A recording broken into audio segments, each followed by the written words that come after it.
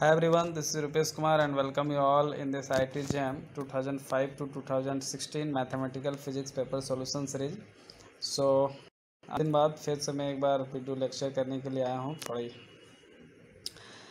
इस सेक्शन में हम लोग IT जेम के मैथमेटिकल फिजिक्स के क्वेश्चन देखेंगे। सबसे पहले हम लोग वेक्टर के क्वेश्चन देखेंगे, उसके बाद I think matrices, then differential equation, Fourier series, complex plane and other some important problem जो थियोरेटिकल क्वेश्चन होते थे IT जेम में 2014 से पहले 2015 से पहले, उनको भी देखेंगे। ठीक है, तो आइए लेक्चर का स्टार्ट करते हैं। जो सबसे पहला क्वेश्चन आपको हमारे स्क्रीन के ऊपर दिख रहा होगा, जैम 2019 का दिख रहा होगा। सॉरी गाइज, कुछ क्वेश्चन जो हैं डैम 2018 और 19 के 2-3 क्वेश्चन इस वीडियो में आ गए हैं, तो मैं उसको भी सॉल्व कर ही दूंगा। ठीक है, मिस्टेक से आ गया, हमको लेना था 2016 से। खैर, जो पहला क्वेश्चन है जैम 2019 का है और आप क्वेश्चन देख सकते हैं, बहुत ही आसान क्वेश्चन है।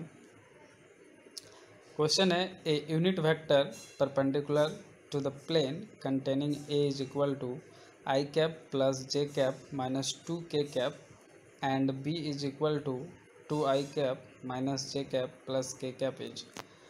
दोस्तों, एक प्लेन है, जो प्लेन इस वेक्टर को, वेक्टर ए को और वेक्टर बी को क्या कर रहा है, कंटेन कर रहा है। और अब आपको बताना है कि आपको वो वेक्टर निकालना है जो इन दोनों वेक्टर पे परपेंडिकुलर होगा, यानी प्लेन पे परपेंडिकुलर होगा। क्योंकि प्लेन पे परपेंडिकुलर होने का मतलब वेक्टर ए और बी पे परपेंडिकुलर होना।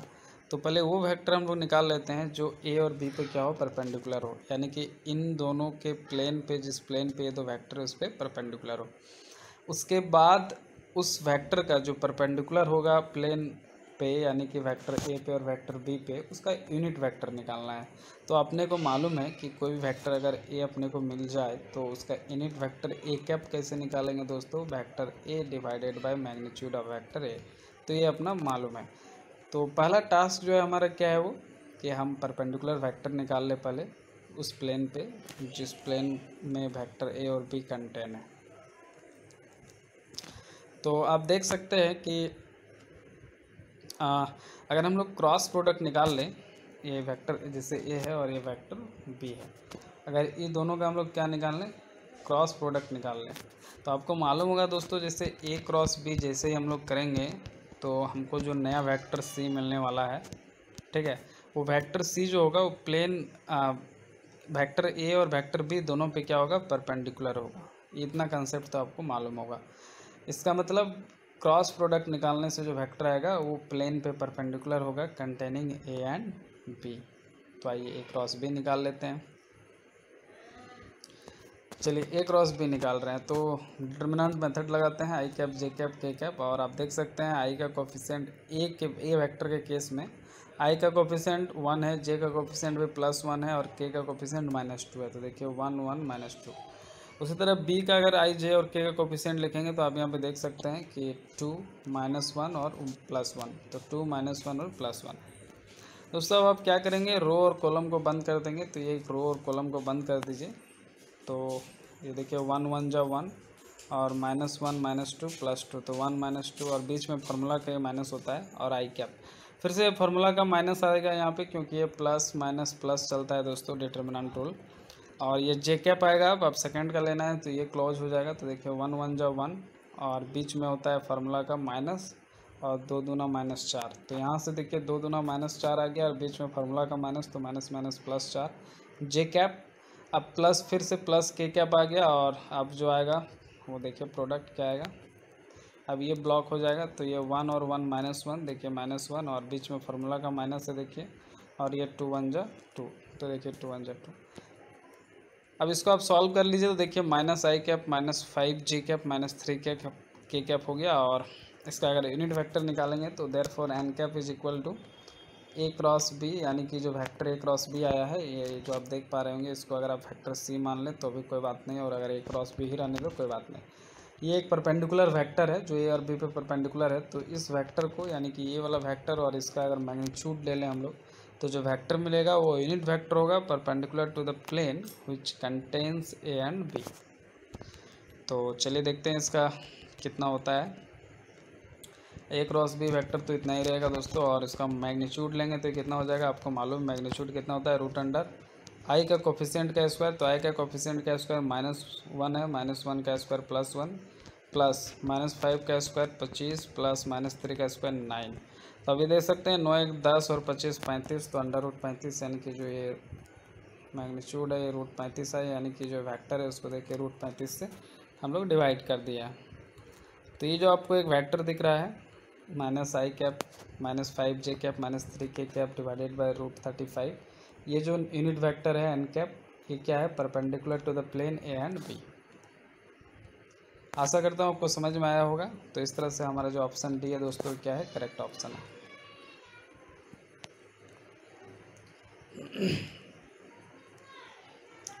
नेक्स्ट जो क्वेश्चन है दोस्तों वेक्टर से रिलेटेड है, वेक्टर अलजेब्रा से, और ये क्वेश्चन जो है जैम 2014 के हैं, ठीक है। तो आप देख सकते हैं कि जैम 2014 में जो क्वेश्चन पूछा गया था बहुत ही बेसिक कंसेप्ट पे था। For vectors a is equal to j cap plus k cap, b equal to 2i cap plus 3j cap -5 k cap and c is equal to j cap minus k cap. आपको ये 3 vector दिया हुआ है जैसा हमने read किया, a b और c। The vector product a cross b cross c, ये जो आपको वेक्टर प्रोडक्ट दिख रहा होगा a cross under bracket b cross c is in same direction as c, in opposite direction as C, in same direction as B, is opposite direction of B। मतलब बताना है कि ये जो प्रोडक्ट है that is A cross B cross C, इसको जब आप कैलकुलेट करेंगे तो आपको बताना है कि कैलकुलेट करने के बाद जो एक नया वेक्टर आएगा, क्योंकि ये चूँकि वेक्टर प्रोडक्ट है तो एक नया वेक्टर आने वाला है, इससे एक रिजल्टेंट वेक्टर जो भी आएगा वो वेक्टर जो होगा दोस्तों उसका डायरेक्शन किधर होगा, C की तरफ होगा, C के अपोजिट होगा, बी के तरफ होगा, बी के अपोजिट होगा। तो आपको बताना है। तो अब ये तो तभी बता पाएंगे जब इस प्रोडक्ट को अपन कैलकुलेट कर लेंगे। दोस्तों अगर आपको नहीं आता है वेक्टर आइडेंटिटी, जैसे ये क्या है, ट्रिपल वेक्टर का क्रॉस प्रोडक्ट है, यानी 3 वेक्टर आपको दिख रहा होगा उसका क्रॉस प्रोडक्ट है। तो ट्रिपल वेक्टर का क्रॉस प्रोडक्ट को सिंपली एक लिखने का एक फार्मूला है, ये ए क्रॉस बी क्रॉस सी को। क्या फार्मूला है, सबसे पहले इस a को c के साथ डॉट लीजिए और बाहर में वेक्टर b से मल्टीप्लाई कर दीजिए। ये जो बाहर में b दिख रहा है ना, ये क्रॉस ना ही डॉट किसी में नहीं है, सिर्फ मल्टीप्लिकेशन में, ठीक है। Okay, so a dot c और b हो गया, और माइनस अब इस a को b के साथ लीजिए, तो a डॉट b और a डॉट b लीजिए और साथ में c को वेक्टर को मल्टीप्लाई कर दीजिए। c मल्टीप्लाई में है सिर्फ, ठीक है, ना ही डॉट ना ही क्रॉस। उसी तरह से यहाँ पे ये b भी क्लियर है। ओके, तो ये फार्मूला है दोस्तों। और अगर आप नहीं चाहते हैं इस फार्मूला को याद नहीं रख पाते हैं आप, तो आप सीधा क्या कीजिए, सबसे पहले आप वेक्टर बी और सी का क्रॉस निकालिए। वेक्टर बी और सी का क्रॉस निकालने के बाद एक नया वेक्टर मान लीजिए डी आ गया आपके पास, तो उस नया वेक्टर डी का आप क्रॉस प्रोडक्ट लीजिए ए के साथ, ठीक है। यानी ए और नया वेक्टर जो डी आया उसका क्रॉस प्रोडक्ट लीजिए, उससे जो एक नया वेक्टर आएगा आपके पास आर, वो आपका हो जाएगा वही वेक्टर जो इसको सॉल्व करने से आने वाला है, ठीक है। तो आप ऐसा भी कर सकते हैं,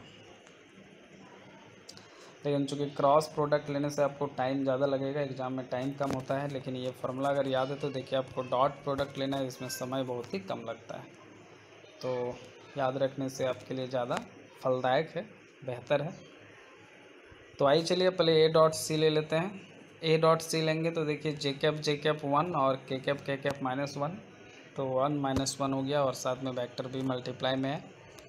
उसके बाद आप देखिए ए डॉट बी लेंगे, तो ए डॉट बी यानी ए डॉट बी, तो आई तो यहाँ है नहीं, 0 हो जाएगा, जे कैप 3j कैप +3 हो जाएगा, प्लस के कैप -5 के कैप, तो -5 के कैप हो जाएगा, और ये वेक्टर सी, तो वेक्टर सी का वैल्यू जे कैप माइनस के कैप को हमने यहाँ रख भी दिया। ये टर्म तो 0 हो जाएगा, 1 - 1 0, तो ये पूरा टर्म 0 हो गया। बचा क्या, ये माइनस बचा, ये माइनस से लेकर इधर तक ये बचा रह गया, ठीक है। 3 - 5 कितना होता है दोस्तों, तो 3 - 5 भैया -2 होता है, -2 और ये माइनस कितना हो गया, +2 हो गया, और साथ में मल्टीप्लाई है जे कैप माइनस के कैप, यानी कि 2 into j cap minus k cap. तो आप देख सकते हैं कि ये जो नया वेक्टर आया ए क्रॉस बी क्रॉस सी से, जो ये नया वेक्टर आया 2 into j cap minus k cap, इस नया वेक्टर का 2 क्या है, मैग्नीट्यूड है, और j cap minus k cap क्या है दोस्तों, जे कैप माइनस के कैप क्या है, 2 मैग्नीट्यूड नहीं है, सॉरी, इस वेक्टर का मैग्नीट्यूड तो हो जाएगा √4 + 4 8, यानी कि 2√2 हो जाएगा। लेकिन इस वेक्टर का जो डायरेक्शन है वो क्या है, तो आप देख सकते हैं कि ये जो नया वेक्टर है उसका डायरेक्शन है जे कैप माइनस के कैप। और आप देख लीजिए वेक्टर सी का, इसका भी डायरेक्शन क्या था दोस्तों, जे कैप माइनस के कैप। इसका मतलब है कि जो हमारा नया वेक्टर आया, ये जो प्रोडक्ट है a cross into b cross c, ये डायरेक्शन जो है इसका इज सेम, इस direction is same as the direction of the c. यानी कि ऑप्शन ए जो है दोस्तों हमारा क्या होगा, करेक्ट होगा, इन सेम डायरेक्शन एज सी।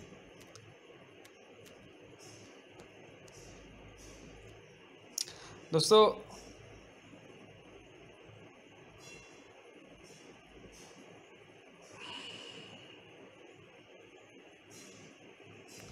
और आप ये भी एक तरीका देख सकते हैं कि हमने एक नया तरीका यहाँ पे बताया क्या है इस क्वेश्चन के जो बन सकते हैं।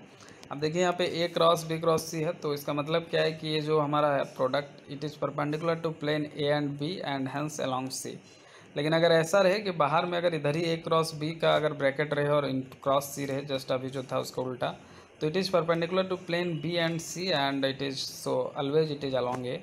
तो आप ये ध्यान रखें कि अगर ऐसा क्वेश्चन आए कि ए क्रॉस और बी क्रॉस सी, तो ये ट्रिक आप याद रख लीजिए। तो ये जो है ये अलोंग सी होगा, ये वेक्टर अलोंग सी होगा जो आने वाला है प्रोडक्ट से। लेकिन अगर ऐसा हो ए क्रॉस बी और साथ में अगर ये सी हो, तो ये जो वेक्टर है ये अलोंग ए होगा, ठीक है। तो आप इसको ध्यान रखें। तो सॉल्व ना ही भी करें तो शायद आपको मिल जाए, हर जगह ट्रू हो या ना हो पता नहीं। अब जो आपको स्क्रीन पे क्वेश्चन दिख रहा होगा, आई थिंक ये जैम 2016 का क्वेश्चन है और बहुत ही इंपॉर्टेंट क्वेश्चन है दोस्तों मैथमेटिकल फिजिक्स का। तो 2 मार्क्स का न्यूमेरिकल सेक्शन का क्वेश्चन है। तो आइए देखते हैं क्वेश्चन को। क्वेश्चन में कह रहा है कि consider a close triangular counter, sorry triangle counter, no triangular counter of course. So consider a closed triangular counter traversed in counter clockwise direction as shown in the figure below। आपको यहाँ पे दिख रहा होगा एक ये पाथ्स आपको दिख रहा होगा और आप देख सकते हैं कि काउंटर क्लॉकवाइज है, यानी कि घड़ी के सुई के अपोजिट डायरेक्शन में इसका जो डायरेक्शन है वो है। और इसका कोऑर्डिनेट भी आपको दिया हुआ है, देखिए ये 0.00 पे है, ये पॉइंट जो है वो 20 पे है और ये 0.11 पे है, ठीक है। नाम है ओ पी और क्यू, ये क्वेश्चन में दिया हुआ है। साथ ही ये जो एंगल दोस्तों दिया हुआ है वो 5/4 यानी 45 डिग्री का दिया हुआ है, मतलब ये इक्विलैटरल ट्रायंगल है, ठीक है। इतना डाटा गिवन है भाई, हमें निकालना क्या है, चलिए आइए उसको भी पढ़ लेते हैं, क्योंकि तभी तो आगे काम कर पाएंगे।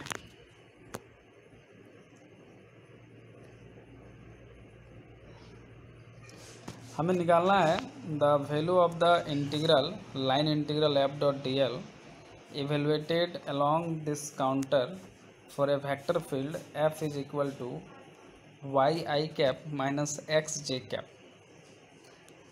आपको यहाँ पे एक वेक्टर फील्ड दिया हुआ है, that is f is equal to Y I cap minus X J cap. और ये जो आप वेक्टर फील्ड देख पा रहे हैं, इसी वेक्टर फील्ड के लिए आपको लाइन इंटीग्रल निकालना है along this path O P Q O, ठीक है। इस पूरे पाथ के अलॉन्ग में आपको इस वेक्टर फील्ड का लाइन इंटीग्रल यानी एफ डॉट डी एल निकालना है। तो चलिए देखते हैं कैसे सॉल्व करेंगे इसको। तो सबसे पहले हम लोग एफ डॉट डी एल कर लेते हैं दोस्तों। अभी हमारा ये एफ है और आप देख सकते हैं कि ये 2D में है, एक्स और वाई यानी कि एक्स वाई प्लेन पे है। तो हमारा जो भी एलिमेंट वेक्टर होगा, डिस्प्लेसमेंट एलिमेंट वेक्टर होगा, वो 2D में होगा। तो चलिए सबसे पहले हम लोग एफ डॉट डी एल कर लेते हैं। तो ये एफ है दोस्तों और डी एल अभी हम लोग क्या लेंगे 2D में, D x i cap plus D Y j cap. ये हमारा element displacement vector D L हो गया, ठीक है। अगर दोस्तों ये 3D में होता है तो हम लोग डी जेड के कैप भी ऐड करते हैं, ठीक है। जस्ट वेट गाइज,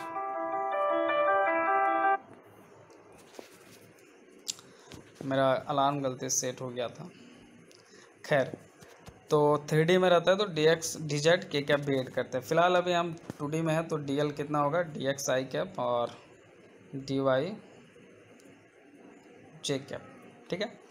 अब इस ऐप के साथ इसका अगर डॉट प्रोडक्ट लेंगे तो देखिए आई कैप कितना हो जाएगा दोस्तों, आई कैप 1 हो जाएगा और बचेगा ये वाई इंटू डी एक्स, साथ में माइनस प्लस माइनस और ये जे कैप 1 हो जाएगा, तो ये बचेगा एक्स इंटू डी वाई, ठीक है।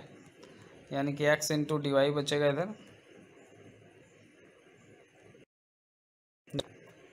आई थिंक मेरा वीडियो स्टॉप तो नहीं हुआ। ओके, सो आप देख सकते यहाँ पे ये जो है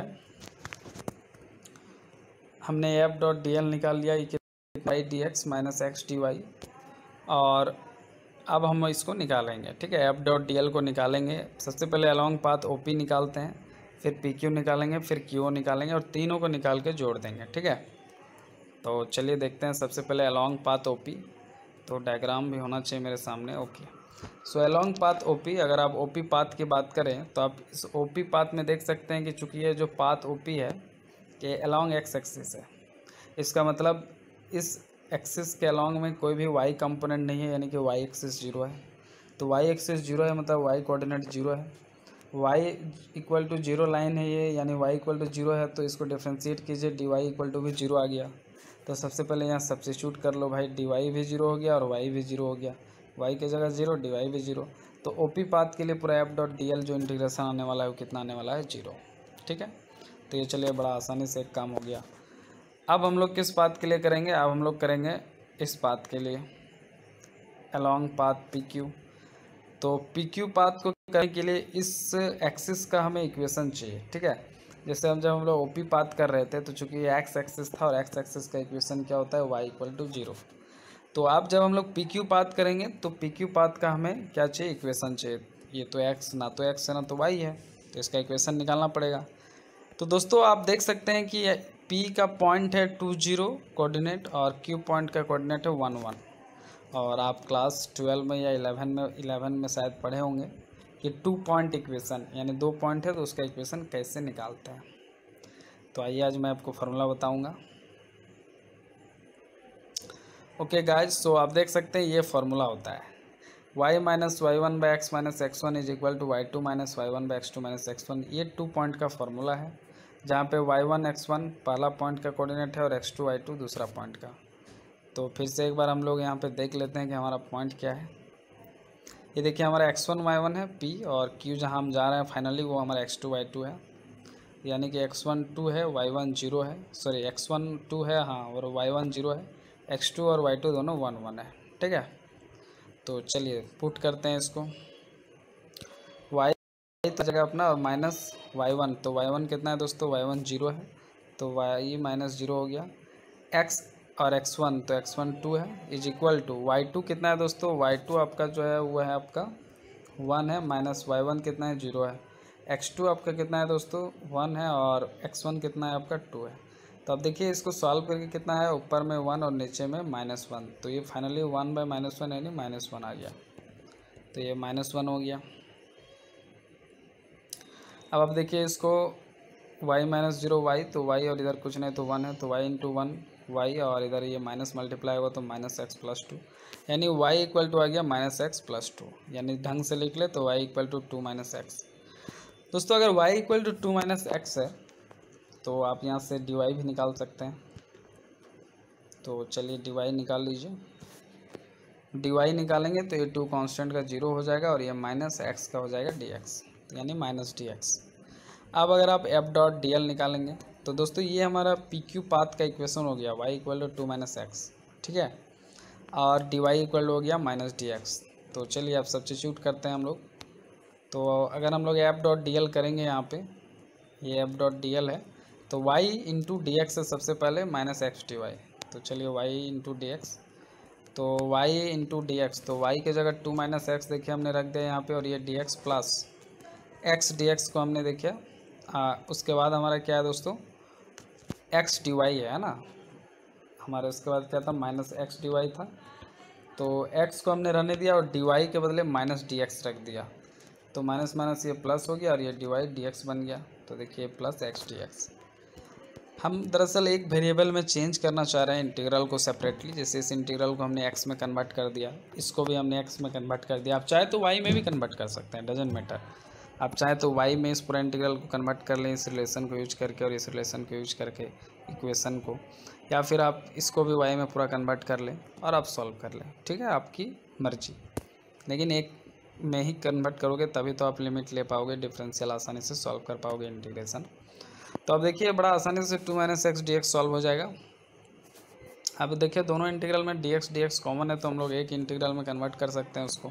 2 माइनस एक्स प्लस एक्स और ये डी एक्स। तो ये देखिए minus x plus x cut भी गया तो बचा 2 into D x.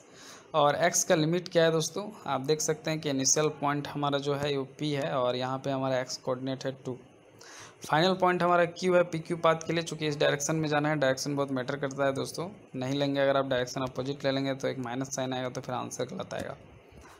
Final point q में हमारा x कोऑर्डिनेट कितना है 1 है, यानी कि x का लिमिट कितना हो गया इनिशियल 2 और फाइनल 1। तो चलिए उसको सब्स्टिट्यूट कर लेते हैं। तो देखिए लिमिट है हमारा 2 से लेकर 1 तक और 2 से 1 dx का इंटीग्रेशन x हो गया लिमिट 2 से n यानी कि 1 माइनस 2 यानी -2। तो आप देख सकते हैं कि हमारा सेकेंड ये जो इंटीग्रल है along the path P Q कितना आ चुका है -2, along the path O P कितना आ चुका है 0। अब हमें निकालना है along the path Q O. तो आप देख सकते हैं दोस्तों along the path Q O जो है आपको सबसे पहले क्या करना है, इसमें ट्रिक क्या बताएं आपको इस तरह का लाइन इंटीग्रल के क्वेश्चन में। सबसे पहले आपको इक्वेशन लिखना है। क्या लिखना है, इक्वेशन लिखना है उस पाथ का। दोस्तों जो पाथ क्यू है इसका अगर आप इक्वेशन की बात करेंगे तो ये y इक्वल टू एक्स हो जाएगा। क्या हो जाएगा, y इक्वल टू एक्स, ठीक है। क्योंकि आप देख सकते हैं ऐसा क्यों, क्योंकि ये 0.00 है और ये 0.11 है और ये चूँकि एक स्ट्रेट लाइन है तो और tan 45 डिग्री पे है। तो स्लोप कितना होगा इस इक्वेशन का, इसका जो इक्वेशन होगा वो होगा y equal to M X होगा। कितना होगा, y equal to M X. लेकिन m स्लोप होता है, ये चूँकि एंगल 45 डिग्री है तो स्लोप होता है tan थीटा, तो tan 45 यानी π/4 यानी 1। तो m 1 हो गया और ये x का x यानी कि y इक्वल टू एक्स क्या हो जाएगा, इसका इक्वेशन हो जाएगा। समझ पा रहे हैं ना, क्योंकि ये ओरिजिन से पास होने वाला स्ट्रेट लाइन है। और आप चाहें तो आप 2 पॉइंट मेथड से निकाल भी सकते हैं। जैसे ये पहला पॉइंट है इसका 1 1 और दूसरा पॉइंट है 0 0, क्योंकि डायरेक्शन में आ रहा है। तो आप इसका इक्वेशन उस पॉइंट से निकाल सकते हैं, y minus Y one by x minus x one is equal to Y two minus Y one by x two minus x one. तो इस फार्मूला से निकाल भी सकते हैं।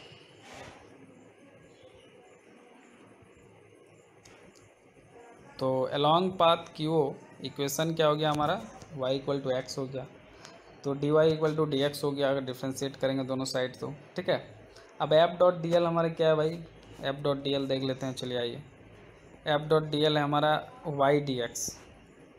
क्या है, वाई डी एक्स। तो क्या हम लोग वाई की जगह भी एक्स रख सकते हैं इस पाथ के लिए, हाँ रख सकते हैं। तो बन जाएगा ये वाई की जगह एक्स रखिए तो एक्स डी एक्स बन जाएगा, माइनस एक्स को रहने दीजिए और सॉरी डी वाई को रहने दीजिए। और क्या हम लोग एक्स की जगह वाई लिख सकते हैं, हाँ भाई एक्स की जगह वाई लिख सकते हैं। तो ये बन गया क्या, देखिए x d x minus y d y. अब ऐसा इसलिए क्यों, क्योंकि ये पूरा इंटीग्रल एक्स में हो गया, ये इंटीग्रल पूरा वाई में हो गया। अब चाहें तो आप सेकेंड इंटीग्रल को पूरा एक्स में कन्वर्ट कर सकते हैं। क्यों, कहाँ से कर सकते हैं, आप डी वाई के जगह पे देखिए d y equal to d x भी तो है, तो आप डी वाई के जगह पे डी एक्स भी रख सकते हैं और इधर एक्स मल्टीप्लाई है तो एक्स डी एक्स। तो आप एक्स में भी सॉल्व कर सकते हैं, वाई में भी, आपकी मर्जी है, ठीक है। Answer will remain same. बस हाँ, जिसके रिस्पेक्ट में इंटीग्रेशन करेंगे, जैसे एक्स तो एक्स का लिमिट लेंगे, वाई तो वाई का लिमिट लेंगे, ये तो अंडरस्टूड है, ठीक है। तो अब देखिए x d x minus y d y हमने इंटीग्रल को सेपरेट कर लिया, इतना तो आप जानते ही होंगे। अब एक्स का लिमिट यहाँ पे लेना है, यहाँ वाई का लिमिट। तो हमारा पाथ क्या है दोस्तों, क्यू से लेकर ओ तक है। तो चलिए देख लेते हैं।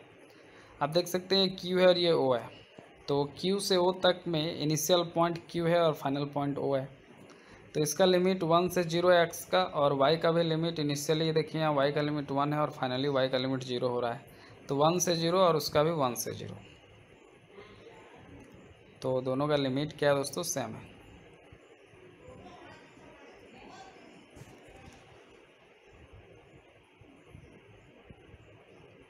आप देख सकते हैं यहाँ पे 1 से 0 और ये भी 1 से 0, ठीक है। एक्स डी एक्स का कितना हो गया इंटीग्रेशन दोस्तों, एक्स स्क्वायर बाई 2, और ये वाई डी वाई का कितना हो गया, वाई स्क्वायर बाई 2। लिमिट कितना है दोस्तों, देखिए 1 से 0 और ये भी 1 से 0। तो देखिए यहाँ पे 1/2 को हम बाहर रख रहे हैं और एक्स स्क्वायर में लिमिट ले रहे हैं, एक्स के जगह पे एक बार 1 एक बार 0। तो एक बार सॉरी 0 पहले अपर लिमिट लेते हैं, माइनस फिर लोअर लिमिट लेते हैं। तो 0 माइनस 1 और यहाँ पे भी देखिए माइनस, ये 1/2 और ये 0 माइनस 1। तो आप इसको सॉल्व कर लेंगे तो ये 0 आ रहा है। कितना आ रहा है, 0 आ रहा है, ठीक है। ये 0 आ रहा है, यानी कि हमारा जो थर्ड पाथ है उसके अलॉन्ग भी इंटीग्रेशन 0 आ गया। तो आप देख सकते हैं कि इस तरह से हमारा जो total F dot D L होगा line integral along the entire triangle close path कितना होगा दोस्तों। फर्स्ट 0 आया, सेकंड -2 आया और थर्ड 0 आया। तो आंसर कितना हो गया दोस्तों -2। सिर्फ अगर मैग्नीट्यूड के एब्सोल्यूट वैल्यू का अगर क्वेश्चन में बात करता है, जिसे एब्सोल्यूट वैल्यू का मतलब ही होता है मॉड दोस्तों, तो आंसर सिर्फ आप +2 इंटर करते हैं कंप्यूटर में, या अगर मैग्नीट्यूड भी बोलता है तो +2। ठीक है, तो ये ध्यान रखिएगा कि एब्सोल्यूट वैल्यू पूछा है, मैग्नीट्यूड पूछा है, या फिर सिर्फ वैल्यू पूछा है। सिर्फ वैल्यू बोलता है -2, एब्सोल्यूट वैल्यू बोलता है +2, मैग्नीट्यूड बोलता है तो भी +2। ठीक है, मॉड बोलता है तो भी +2। इसलिए एब्सोल्यूट वैल्यू का मतलब बता दिया। हमारे इस बार एग्जाम में सही क्वेश्चन बनाया, एब्सोल्यूट वैल्यू पूछा था, हमने सिर्फ माइनस साइन भी डाल दिया। मुझे पता है एब्सोल्यूट वैल्यू का मतलब मैंने लगा टोटल वैल्यू डाल देना है, तो मेरे गलत हो गए और नेगेटिव नहीं थे शायद, न्यूमेरिकल में थे, लेकिन आंसर 2 मार्क्स से 1 मार्क्स चला गया। तो आप ऐसा गलती ना करें।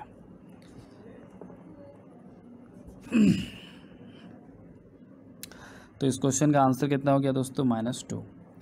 आशा करता हूँ आपको समझ में आया होगा। बहुत ही इंपॉर्टेंट क्वेश्चन था दोस्तों। बच्चे इस तरह क्वेश्चन देख के घबरा जाते हैं, तो घबराने वाली कोई बात नहीं है, काफ़ी आसान है, हमने आपको प्रोसेस बता दिया। क्वेश्चन है जैम 2015 का है, जिसमें आपको एक वेक्टर फील्ड दिया हुआ है ये, और इस वेक्टर फील्ड का अपने को लाइन इंटीग्रल निकालना है about for this close loop that is x² + y² = 4 यानी 2²।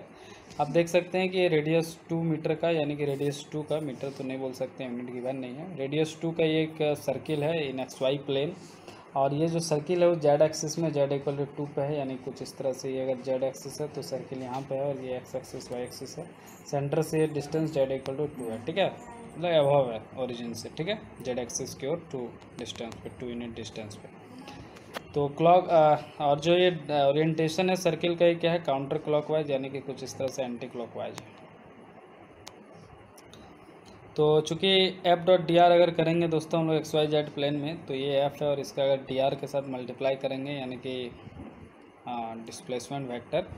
तो जो हमारा डिस्प्लेसमेंट वेक्टर होगा दोस्तों, इस केस में जो हमारा unit element displacement vector dr या dl जो होगा दोस्तों, वो कितना होगा, dxi cap plus dy j cap plus dz k cap, dy j cap plus dz k cap होगा। ठीक है, तो इस f को इस dr के साथ डॉट प्रोडक्ट अगर लेंगे, ये dr है, तो आप देख सकते हैं कि i कैप 1 हो जाएगा, और ये y dx, ये xz³ dy, और ये -zy dz। ठीक है, तो और आप देख सकते हैं कि वैसे ही हमने इंटीग्रेशन को लिख दिया है। Okay, so you can easily see here that F.dr integration F.dr equal to the integration around the closed circle y dx plus xz³ dy plus minus zy dz। ठीक है, अब चूंकि z = 2 है, हमारा जो इक्वेशन है z = 2 है, और इसका मतलब क्या है कि अगर dz करेंगे तो 2 कांस्टेंट है, तो इसका डिफ्रेंसिएशन 0, यानी dz = 0 है। ठीक है, तो z = 2 dz = 0, तो यहाँ पुट कर दीजिए, तो देखिए dz = 0, ये ख़त्म हो जाएगा, तो ये हट गया यहाँ से, और ये यहाँ पे z = 2 रख दीजिए, तो ये 2 का q 8 हो गया। तो आपके पास इक्वेशन क्या बना, एक y dx और यहाँ पे 8x dy। ठीक है, ये अब देखिए इक्वेशन बन गया दोस्तों। ये जो लाइन इंटीग्रल F.dr है, आप देख सकते हैं यहाँ पे, ये लाइन इंटीग्रल F.dr है, ये integral y dx plus 8x dy जो है। अब यहाँ पे हम लोग क्या करेंगे, चूँकि ये एक सर्किल का सिचुएशन है, एक यहाँ पे सर्किल का इक्वेशन दिया हुआ है, तो हम लोग यहाँ पे पोलर कोऑर्डिनेट सिस्टम यूज करेंगे, यानी कि r और थीटा में इसको कन्वर्ट कर देंगे। तो अगर आप देख सकते हैं यहाँ पे जो हमारा इक्वेशन होगा क्या होगा, put x = r cos theta और y = r sin थीटा, आपको मालूम होगा जो स्टैंडर्ड यूज करते हैं हम लोग। तो यहाँ से देखिए, चूँकि r जो सर्किल का इक्वेशन दिया हुआ है दोस्तों, x² + y² = 4 यानी 2 का स्क्वायर, तो यानी r रेडियस यहाँ पे 2 है, क्योंकि स्टैंडर्ड इक्वेशन क्या होता है दोस्तों, x² + y² = r²। ठीक है, जहाँ पे r रेडियस है, तो अभी 2 का स्क्वायर है r² की जगह, यानी r की जगह 2 है। ठीक है,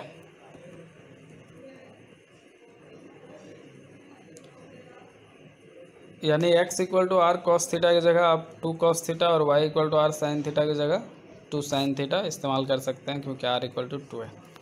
और इसी के साथ आप dx और dy भी निकाल लीजिए। तो चूँकि x = क्या है, 2 cos थीटा, तो dx कितना हो जाएगा, 2, तो 2 फिर कॉस थीटा का माइनस साइन थीटा और ये डी थीटा। डी वाई का कितना हो जाएगा दोस्तों, डी वाई का हो जाएगा 2 साइन थीटा का कॉस थीटा और थीटा का डी थीटा। ठीक है, तो ये डी एक्स डी वाई भी निकल गया। अब इसी को यहाँ पे सब्स्टिट्यूट करना है दोस्तों। ये जो इंटीग्रल देख रहे हैं आप यहाँ पे वाई डी एक्स और एक्स डी वाई, तो जहाँ जहाँ आपको y दिख रहा है वहाँ पे आपको r साइन थीटा पुट करना है, dx के जगह पे आपको ये चीज़ पुट करना है। उसी तरह x के जगह पे आपको ये चीज़ पुट करना है और dy के जगह पे आपको ये चीज़ पुट करना है। ठीक है, तो चारों को चलिए पुट कर देते हैं। तो देखिए पुट करने के बाद इंटीग्रल कुछ इस तरह से हो रहा है, -4 sine square theta D theta plus 8 × 4 cos square theta D theta. और ये जो लिमिट है 0 से 2 पाई इसलिए ले रहे हैं क्योंकि एक सर्किल है दोस्तों, तो सर्किल है तो थीटा अगर ऐसे कुछ इस तरह से आर है, ये थीटा है और ये आर है, तो पूरा सर्किल को ट्रेस करने के लिए थीटा को 360 डिग्री घूमना पड़ेगा। तो थीटा का लिमिट हो जाएगा 0 से 2 पाई। ठीक है, अब आप यहाँ पे देख सकते हैं कि साइन स्क्वायर थीटा का फॉर्मूला हमने कन्वर्ट कर दिया 1 - cos 2 theta by 2, cos square theta को 1 + cos 2 थीटा बाई 2। और अब इसको हम सॉल्व कर रहे हैं। जैसे यहाँ से इंटीग्रल को सेपरेट कर लेते हैं, 1/2 2 को बाहर ले आते हैं सबसे पहले, तो 2 यहाँ बाहर आ गया और बचेगा क्या, ये 1 बचेगा और cos 2 थीटा। cos 2 थीटा का इंटीग्रेशन हो जाएगा दोस्तों -sin 2 थीटा, और -sin 2 थीटा का जो लिमिट होगा वो 0 से 2 पाई होगा। तो 0 से 2 पाई में sin 2 थीटा भी 0 हो जाएगा और यहाँ से भी ये चीज़ 0 हो जाएगा, तो बचेगा सिर्फ 2 पाई क्योंकि ये 1 यानी डी थीटा का थीटा इंटीग्रेशन बचेगा। फाइनली सॉल्व करके आप सॉल्व कर लीजिएगा, कोई बहुत बड़ा कैलकुलेशन नहीं है। और आपको जो रिजल्ट आने वाला है आपके पास वो आने वाला है 28 पाई। कितना आने वाला है, 28 पाई। तो आशा करता हूँ आपको समझ में आया होगा। इस तरह से इस क्वेश्चन का जो आंसर हो गया दोस्तों 28 पाई हो गया।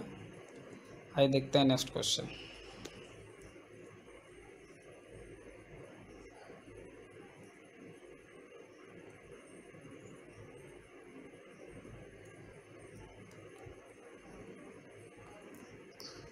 ओके, सो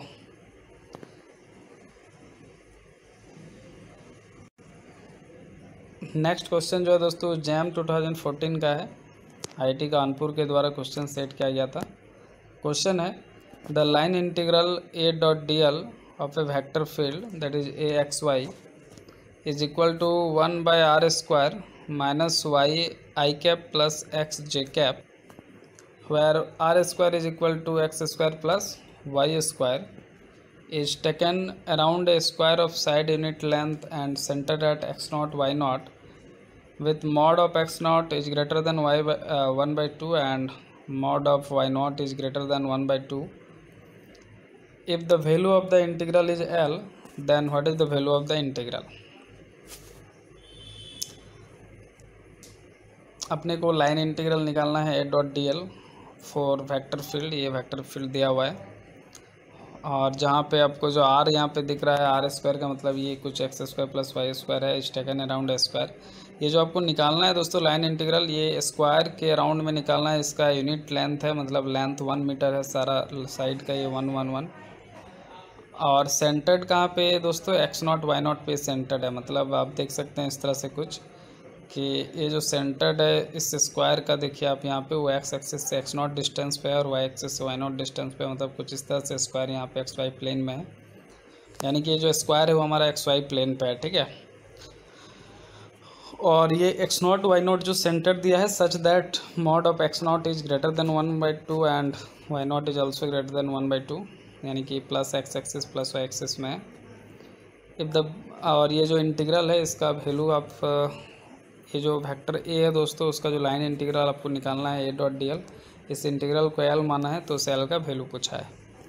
आप एक तो बहुत ही बेसिक कंसेप्ट में जा सकते हैं जो आपको यहाँ पे दिख रहा होगा कि आप डिस्प्लेसमेंट वेक्टर से डॉट प्रोडक्ट लेके और फिर लिमिट वगैरह लेके सॉल्व कीजिए along the path 1 2 3 and 4 and चारों को जोड़ दीजिए तो आपको देखिए क्या आने वाला है।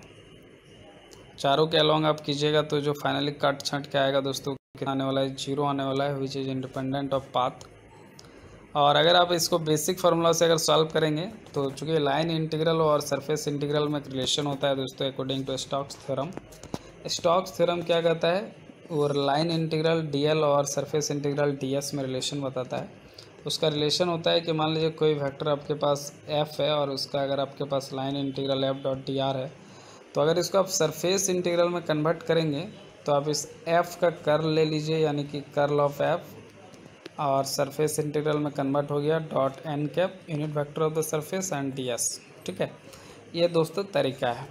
तो आप यहाँ पे देख सकते हैं कि ए डॉट डी एल को हम लोग curl of A dot D S लिख दिए बाय स्टोक्स थ्योरम, और कर्ल ऑफ ए अगर आप निकालेंगे दोस्तों तो ये 0 आ रहा है आपको, जो यहाँ पे आपको दिख रहा होगा, आपको फैक्टर ए दिख रहा होगा, इसका अगर आप कर्ल निकालेंगे, ये देखिए दिस इज द फैक्टर ए, इसका अगर आप कर्ल निकालेंगे तो इसके लिए आपको पहले इसको ई करना पड़ेगा। देखिए minus Y I cap plus x J cap है, और इसको पहले डिवाइड बाय आपको आर स्क्वायर, यानी कि आर क्या मैग्नीट्यूड, देखिए आर स्क्वायर इतना है तो आर कितना हो जाएगा, root under x square plus y square. ठीक है, okay, so sorry no, r square की जगह सीधा x square plus y square, x square plus y square. तो ये पूरा हो गया आपका वेक्टर ए, और अब इसको ले लीजिए आप और सॉल्व कर लीजिए दोस्तों। तो आई का कंपोनेंट हो जाएगा minus y by x square plus y square, और जे का कंपोनेंट हो जाएगा x by x square plus y square. Determinant लगा लीजिए, कर्ल लगा लीजिए, i cap j cap k cap, do by do x, do by do y, do by do z, और i जे और के का कोफिशिएंट, और कर्ल को निकालिएगा तो आपको आंसर आने वाला है 0। ठीक है, मैं यहाँ पे निकाला नहीं हूँ, लेकिन अगर आप सॉल्व करते हैं तो कितना आएगा, 0। और 0 अगर आ जाएगा कर्ल ऑफ ए दोस्तों, इसका मतलब क्या है कि ये पूरा इंटीग्रल, कर्ल ऑफ ए 0 का मतलब ये इंटीग्रल 0, मतलब लाइन इंटीग्रल ए डॉट डी एल 0। तो ये बहुत ही बेसिक ट्रिक से आप इसको सॉल्व कर सकते थे। आप इसके थ्रू भी जा सकते हैं। देखिए मैं यहाँ पॉज, इसको आप वीडियो को यहाँ पे स्टॉप कर लीजिए, और आप इसको भी, इनको भी आप पाथ 1, पाथ 2 और पाथ 3 के path 2 along path 2 along path 3 along path 4 कैसे निकाल रहे हैं उसको भी आप देख सकते हैं थोड़ा बहुत, और यहाँ पे भी आप देख सकते हैं ये अलॉन्ग पाथ 1 हमने कैसे निकाला है। ठीक है, इसको भी आप पॉज करके आसानी से देख सकते हैं। This is also one of the method.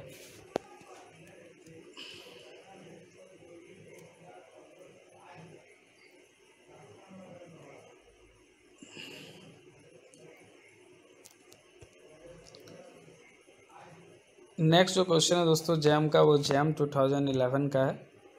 Question है the line integral A to B F dot D l. आपको यहाँ पे ये सब वेक्टर में है, हम साइन नहीं दे रहे हैं, मतलब अंडरस्टूड है वेक्टर में, चूँकि डॉट प्रोडक्ट ले रहे हैं तो ऑफकोर्स ये एफ भी वेक्टर है और डी एल भी वेक्टर है। Where F is equal to x divided by under root x square plus y square i cap plus y divided by under root x square plus y square into j cap. ये यानी कि vector F दिया हुआ है। ठीक है, इसका D L यानी कि एफ डॉट डी एल निकालना है ए से लेकर बी तक। ठीक है, और along the semi circular path as shown in the figure below, और इसको निकालना है। ये जो सेमी सर्कुलर पाथ आपको दिख रहा है ए से लेकर बी तक, ए का कोऑर्डिनेट भी आपको दिया हुआ है -10, और बी का कोऑर्डिनेट दिया हुआ है दोस्तों 10। ठीक है, और ये क्या है, ये काउंटर क्लॉकवाइज है कि क्लॉकवाइज, तो दिस इज क्लॉकवाइज। क्लियर है। तो दोस्तों कर्ल ऑफ एफ सबसे पहले हम लोग निकाल लेते हैं। चूँकि हमको लाइन इंटीग्रल निकालना है तो हम लोग को मालूम है कि अकॉर्डिंग टू स्टोक्स थ्योरम जो हमारा लाइन इंटीग्रल होगा एफ डॉट डी एल, उसको हम लोग सरफेस इंटीग्रल में कन्वर्ट कर सकते हैं, और इसको लिख सकते हैं curl of F dot D S. अब कर्ल ऑफ एफ निकालने का मतलब है कि अगर ये 0 हो गया तो पूरा लाइन इंटीग्रल 0 हो जाएगा। तो चलिए पहले इसका कर्ल निकाल लेते हैं। कर्ल ऑफ एफ निकाल रहे हैं। देखिए ये component I cap j cap k cap, जैसे हम लोग क्रॉस निकालते हैं उसी तरह यहाँ भी निकालते हैं। यहाँ पे भी नेबला और एफ का क्रॉस प्रोडक्ट है वास्तविकता में ये। तो नेबला का do by do x, do by do y, do by do z क्या हो गया, आई जे और के का कोफिशिएंट रेस्पेक्टिवली, और जो वेक्टर एफ है उसका आई जे के का कोफिशिएंट कितना है देख लीजिए आप। यहाँ पे के कंपोनेंट तो है नहीं, तो के कैप का कोफिशिएंट कितना हो गया दोस्तों, 0 हो गया।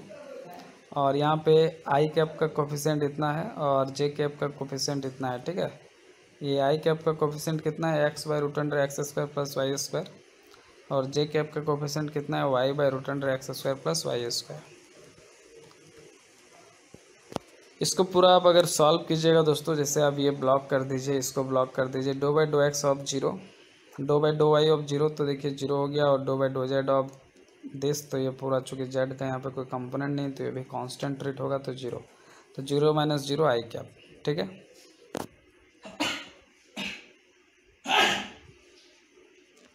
Sorry guys.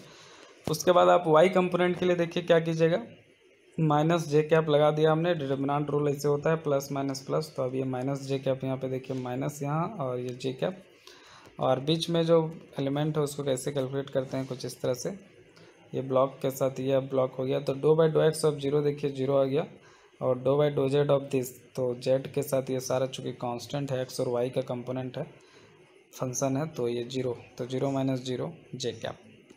अब प्लस देखिए, अब प्लस इसका डिटरमिनेंट रूल होगा प्लस, और ये के कैप यहाँ बाहर में देखिए, और बीच का एलिमेंट कैसा होगा, तो ये अब इस तरह ब्लॉक हो गया, do by do x of this y by root under x square plus y square, यानी ये जो आपको फंक्शन दिख रहा है y by under root x square plus y square, इसको एक्स के रिस्पेक्ट में डिफ्रेंशिएट करना है दोस्तों, तो आप उसको कैसे करेंगे। सबसे पहले देखिए वाई को हमने रहने दिया, जो आपको वाई दिख रहा होगा यहाँ पे, और x square plus y square का power minus one by two इसको ऊपर ले जाएंगे, तो इसका पावर हो जाएगा माइनस वन बाई टू, तो उसको n x n minus one से सॉल्व किया तो देखिए एक minus one by two multiply है, और फिर x square plus y square का पावर एन माइनस वन, तो minus one by two minus one यानी माइनस थ्री बाई टू। साथ में जब x square plus y square का करेंगे तो एक्स स्क्वायर का टू एक्स और वाई स्क्वायर का जीरो। ठीक है, तो ये पूरा हो गया डिफ्रेंसिएशन। उसी तरह से बीच में माइनस, और ये अब इस तरह से करेंगे डो वाई, अब do by do y of this x by root under x square plus y square, तो होगा क्या, एक माइनस आएगा, एक्स तो रहने दीजिए, और ये जब x square plus y square को ऊपर ले जाएंगे तो power minus one by two, तो उसका minus one by two x multiply होगा, तो ये माइनस माइनस यहाँ पर देखिए प्लस बन गया है, और ये बचा सिर्फ एक्स बाई टू, और साथ में x square plus y square का power minus three by two, और x square plus y square में एक्स स्क्वायर का जीरो, और two y x y square का टू वाई। ठीक है, क्योंकि वाई के रिस्पेक्ट में हो रहा है सेकंड वाला इंटीग्रेशन। तो आप देख सकते हैं कि ये फाइनली सॉल्व करके जीरो होके कट जा रहा है।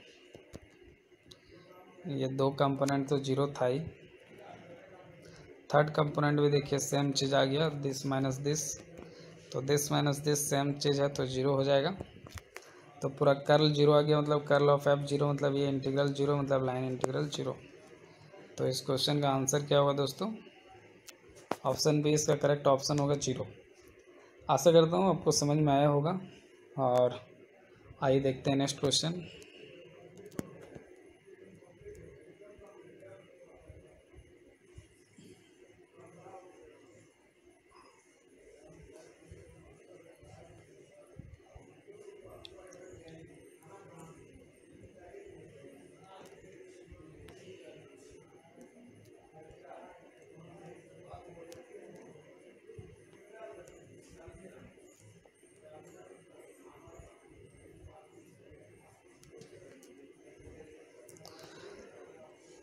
ओके दोस्तों, सो हम बीच में दो तीन क्वेश्चन स्किप कर रहे हैं क्योंकि वह लॉन्ग है, और इस वीडियो का हमें एक छोटा सा क्वेश्चन में शॉर्ट में इसको ख़त्म करना है।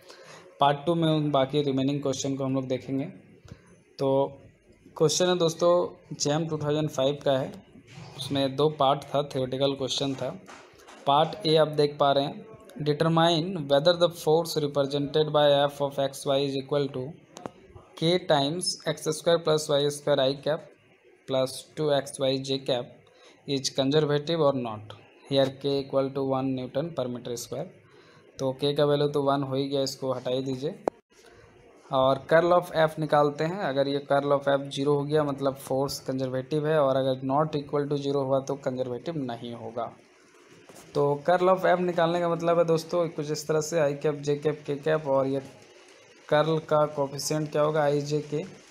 तो कर्ल डिफाइन होता है दोस्तों इस तरह से, do by do x i cap plus do by do y j cap plus do by do z k cap. तो इसका वास्तविकता में इसका जो आई जे और के का कोफिशिएंट होगा वो क्या होगा, do by do x, do by do y और डो बाई डो जेड।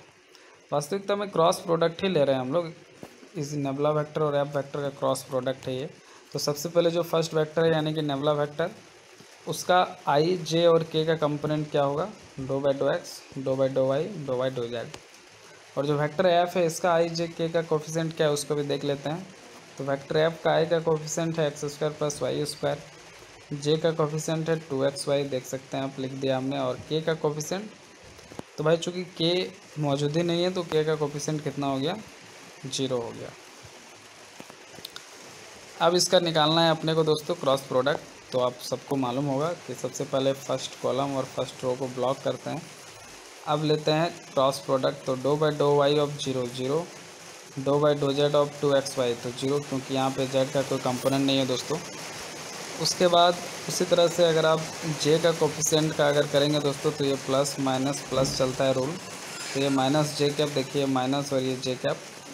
साथ में अब इसको करने के लिए क्या करना पड़ेगा अपने को, ये रो तो ब्लॉक है और ये कॉलम ब्लॉक होगा। डो बाई डो एक्स 0, देखिए 0, डो बाई डो जेड अगर आप देखेंगे इसको do by do z of x square plus y square करेंगे दोस्तों, तो चूँकि यहाँ पे कोई जेड का फंक्शन नहीं है तो भी 0, ठीक है।